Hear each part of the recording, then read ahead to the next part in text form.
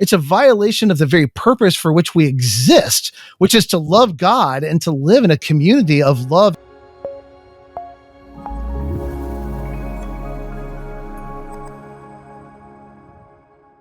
Because the purpose for which we exist, and you and I have talked about this before, and I see my mission in this world very clearly in the sense that if God is allowing me to do anything, it's just to say to love your neighbor as yourself. And that I wake up in the morning and that's my guiding principle. And that's the thing that I see being done poorly in the world that I want to address more than anything else. That the person next to you, whether you know them or not, has inestimable value. And they matter in a way that's difficult for us to understand, impossible for us to fully grasp, because they're in a relationship with God. It may be a bad relationship right now because of decisions that they're making, but we are all of us, every single one of us, in a relationship with the creator of the universe under the Christian worldview is our understanding. So if that's correct, which it seems to me that it is, because the world seems to testify to that truth, then that means all of these violations that we're talking about, where we hurt and abuse and mistreat and neglect the people around us and the world around us, is more than just, I ought to have been treated better. It's a violation of the very purpose for which we exist, which is to love God and to live in a community of love and respect where we're worshiping the God that made us. And that purpose, that's violation.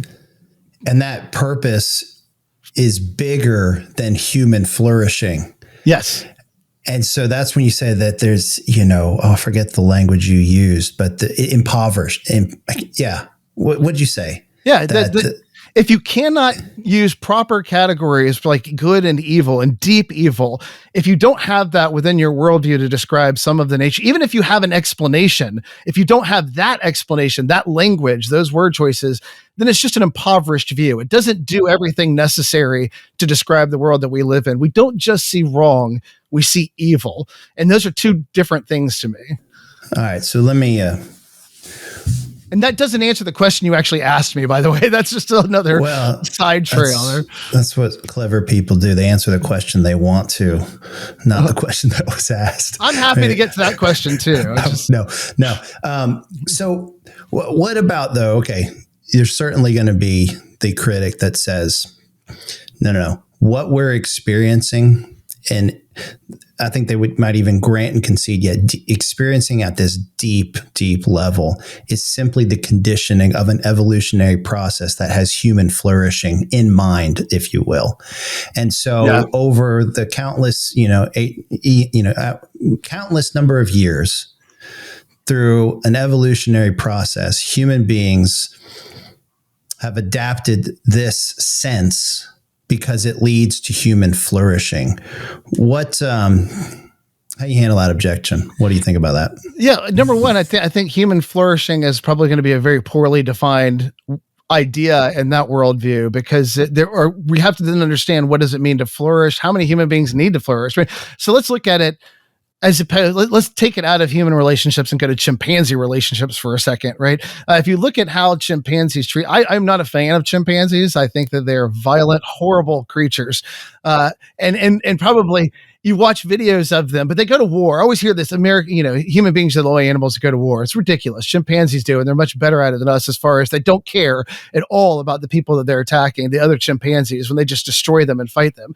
And so something like that makes more sense then, in the sense, well, how does one troop flourish? It kills the other troop. How does one chimpanzee family flourish? Well, it destroys those who were going to be in opposition to their collection of resources. Flourishing then becomes something in that world, a dynamic that's just whoever has the power to be able to eliminate, because I don't even see at that point why it would be necessary to bring in, unless, of course, if you look at some of the great empires of the past, like the Persian Empire, to some degree or another, the Roman Empire did these similar things. Alexander certainly did similar things, where it's just, I don't want to fight all the time. So if I defeat you and take you over, you get to live in my community, as long as you just abide by the rules and recognize that you're now my citizen and not a citizen of what group that you were before.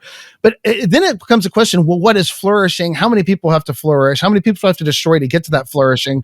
It doesn't take into account an individual life. It starts to look at human beings as a collective. And there's a great book that's trying to understand objective morality. And Mark Linville was one of the contributors. So it's one of those 4 views of morality. And I wish I could remember the other 3, but they're looking at it and trying to understand how we can understand the existence of morality in our world. Is it fake, or is it something that we just do? And then one of them is that idea of connected in some way to a larger flourishing of a group. And Mark Linville, I thought, pointed out something very interesting in his essay there. He talked about the idea that, let's look at rape then, because any concept of flourishing that doesn't have within it some idea of the dignity of the individual human being is going to understand the wrongness of rape and how it contributes or takes away from the flourishing of the whole. And so as you look at all of these different moral views that were offered in that book, every one of them had some explanation tied to some concept of human flourishing and the betterment of society for why something like rape would be wrong, but only one that recognizes the independent dignity of that human being that was violated can ground the wrongness of rape in the violation of that individual. And which, by the way, again, starts to make all that other things feel like they are too weak to handle what we're talking about. Because any definition of why rape would be wrong that doesn't center on the idea that that human life was wrong, that that particular woman or that man, whichever was raped, they were wronged. It was a violation of their dignity that they hold equally with all other human beings that's shared across all humanity.